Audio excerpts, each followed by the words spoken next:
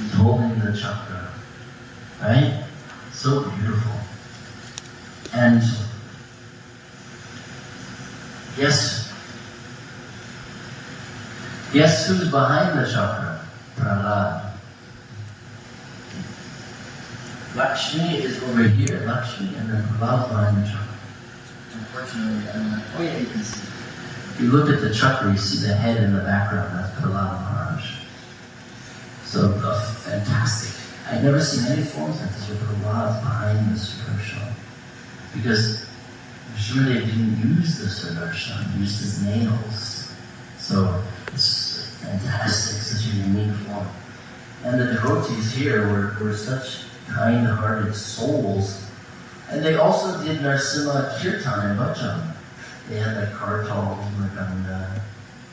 So when I was taking darshan, Brahmin came, and the guy whose property it was, this was his forefather's property. This goes back 1,200 years, this deed. And he found all the history, which king and his forefathers sponsored the deed, but they built the deed underground, just in case invasions happened. This is very unique. Most temples in Maharashtra are like this. And they came and they started chanting Narasimha bhajans and kirtans. It was very fantastic, you know. Really took my heart away. Just like we chant really like amazing mantras, you know, prayers to the Lord, it's the same vibration they chant to Narashimhadeva. It's such love and affection, you know. And then I had heard about another temple called Hingori. Now, I didn't know much about it. All I knew was one farmer. You know, they have the cow, the bull, and they're plowing the land, right? The farmer died while he was plowing. And he was a farmer, and his wife had to take up this service of being the farmer now. She was crying, and she lost her husband. Oh my Lord, why did you take it? This was like almost 300 years ago. I'm so sad. So the Lord said, you must work. You must now plow the fields and plant the seeds. I will bless you. So the next day she went out and she connected the bull to the fork, you know, the plowing, and she starts plowing, and all of a sudden, choom, the big plow hits something, and the bull immediately stops, and he sits down. This is what is in their history books. And the lady was like, wow, what did it hit? So she starts moving the dirt away, and she saw the face of Narasimha. And this is the face that she saw of Narashimhadeva.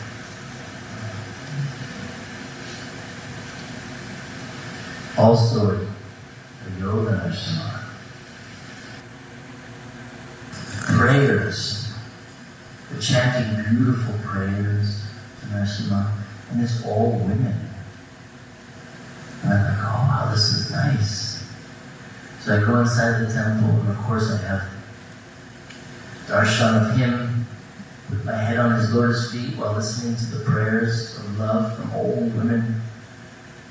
And my translator, when I started to ask the ladies, I sat with them, listening to them, and after they were done, about 10 p.m., every night they chant till 10 p.m. Then they explained to me how the mothers, the Lord accepts the prayer only from the mothers. So then all the grandmothers and mothers, they'll come every night, 20, 30, 40 of them, and they'll pray and do these incredible Narasimha kirtans and bhajans. And of course I had to touch their feet because they're worshiping Narashimhadeva for so long. Beautiful service they're doing to him. And when I heard the story of how the woman found him, and when she installed the temple, then the whole village and the local king also helped give her laborers to do her farming. She became very wealthy, and she offered everything to her Lord Narsimha. And again, they say in the history books, she died in front of him. Imagine this death. What an amazing death. Oh. So, now we're moving on to Orissa, the state of Orissa. Very unusual state because the types of deities, it's very rare to be able to see these small. This deity, they say, almost 2,000 years old. Nobody has ever seen this. Nobody has ever seen this deity without clothes on. They cover the deities. But I was very fortunate to be able to see this deity. Worshipped by a king, installed by a king, and the deities are beautiful. They have all the Gandharvas on the tops, offering flowers. They'll have Sri Devi and Bhudevi. Sometimes Prahlad is there. Sometimes Narada Muni, Brahma, Shiva offering prayers to Krishna. Surya, Chandra. It's fantastic deities. And if any of you have been to Jagannath Puri, in Jagannath Puri, there's a deity near the Gundicha temple. Now this deity is called Yajna Narsimha because Lord Narsimha came out of the Yajna and gave King, what's his name? My brain is tired.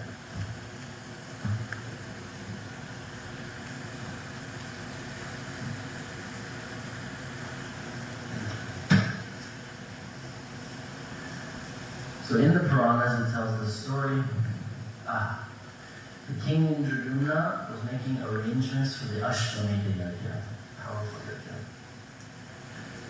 over 1,000 years ago. Now, and then on the advice of sage Narada Muni, during the performance of the sacred fire yajna, Lord Narashimhadeva appeared under a black wind.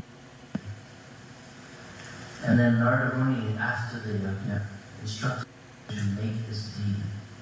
And they believed that that deity in the temple of Gundicha, this deity, they wouldn't allow me to take photos, so I had to do a painting. This artwork is special by Siddhant.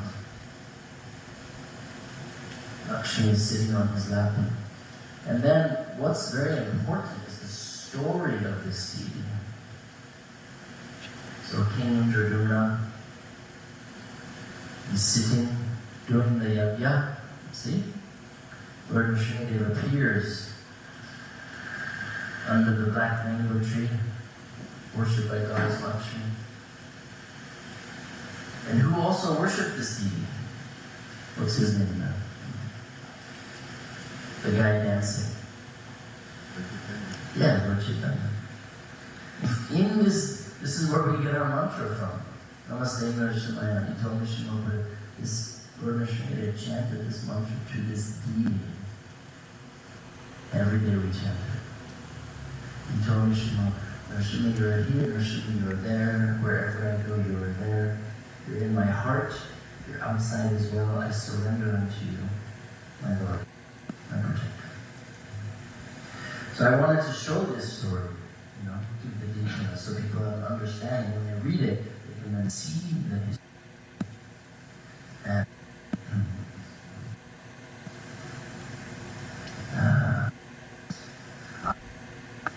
Gada Madhurpur, the queen of Gada Madhurpur.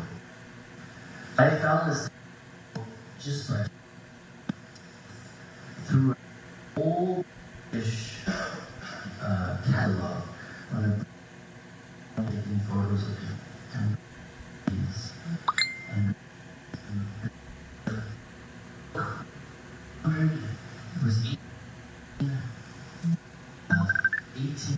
78.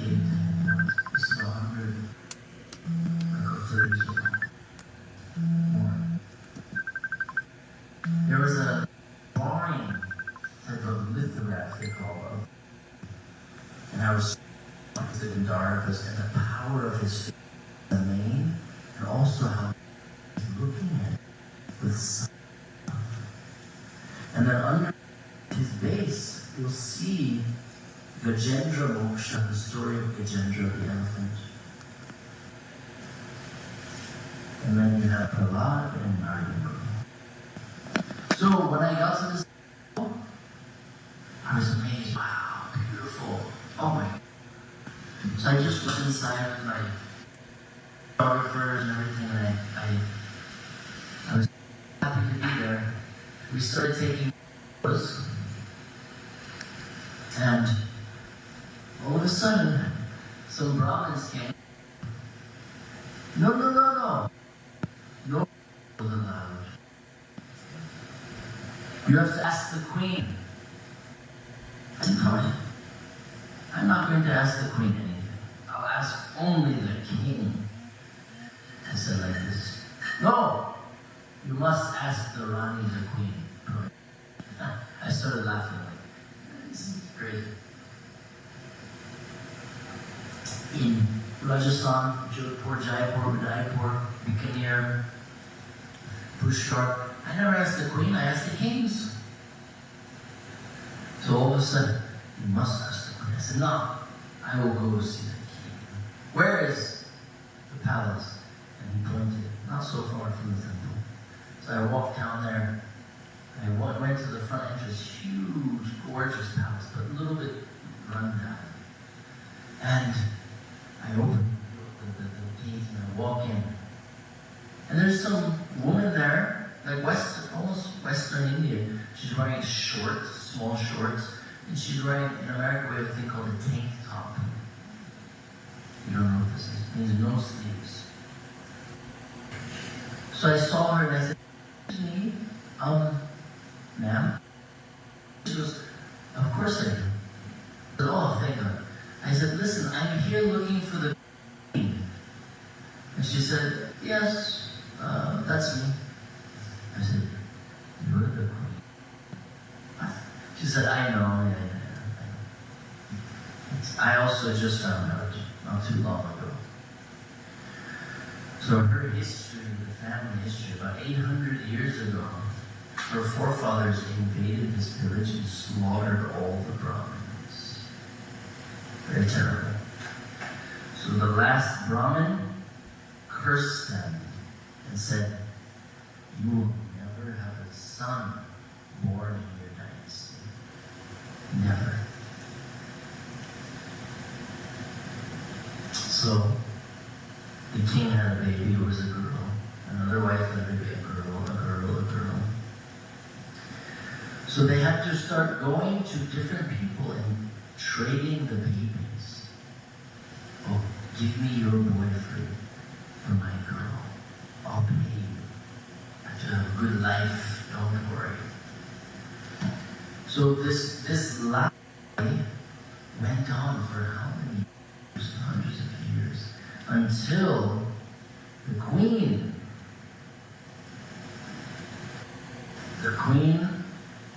called Aparna, until her father was done lying. And he told her, he wrote her official king letter.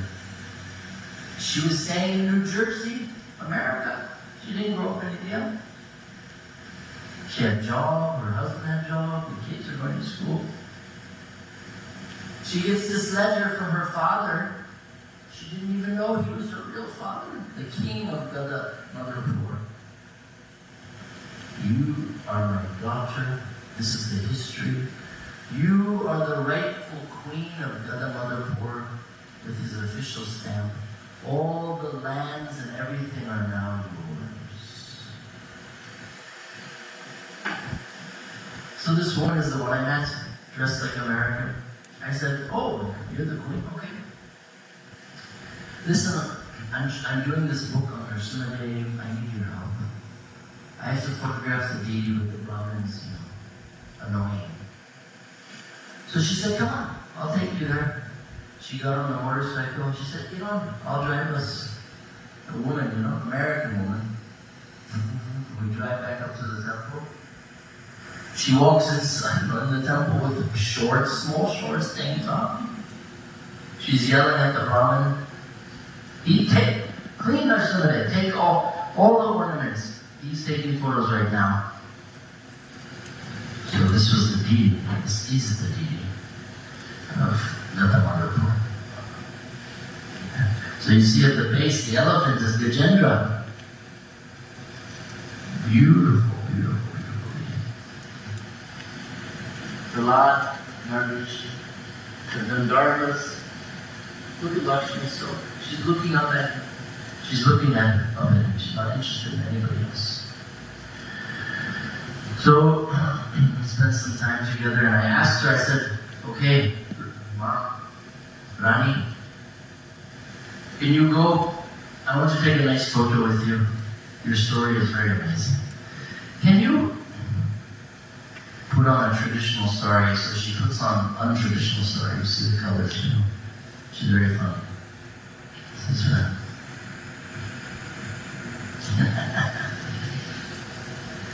So she's renovating the palace, making it into like an Airbnb. What do you call it? She's a smart businesswoman. Her husband's a famous architect, so they're going to do amazing things with this palace.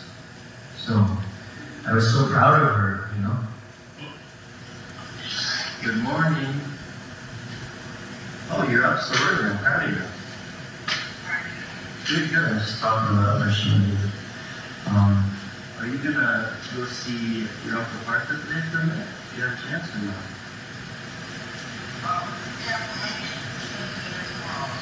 Okay, I don't know how long he's there for, but you can maybe talk to grandma about it.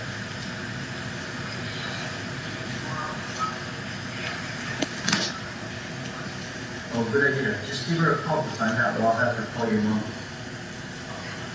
Alright, I love you. Have a good day.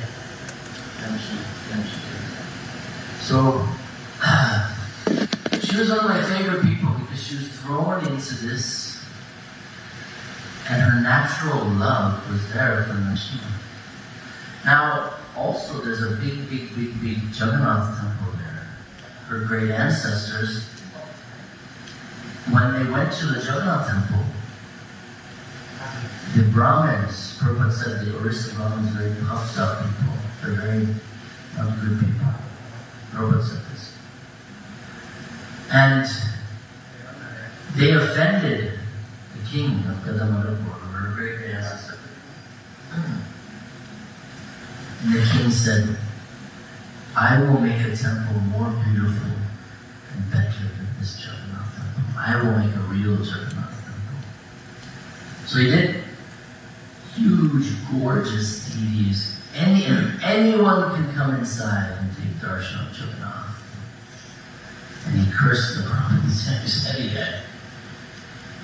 So this is the private temple in the palace. Beautiful deity. So that's the report. The Rani. This one. Look at the beauty of this deity.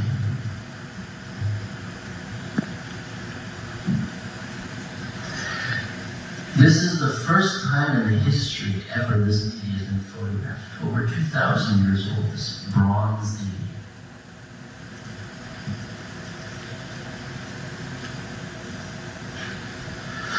It's a very special temple.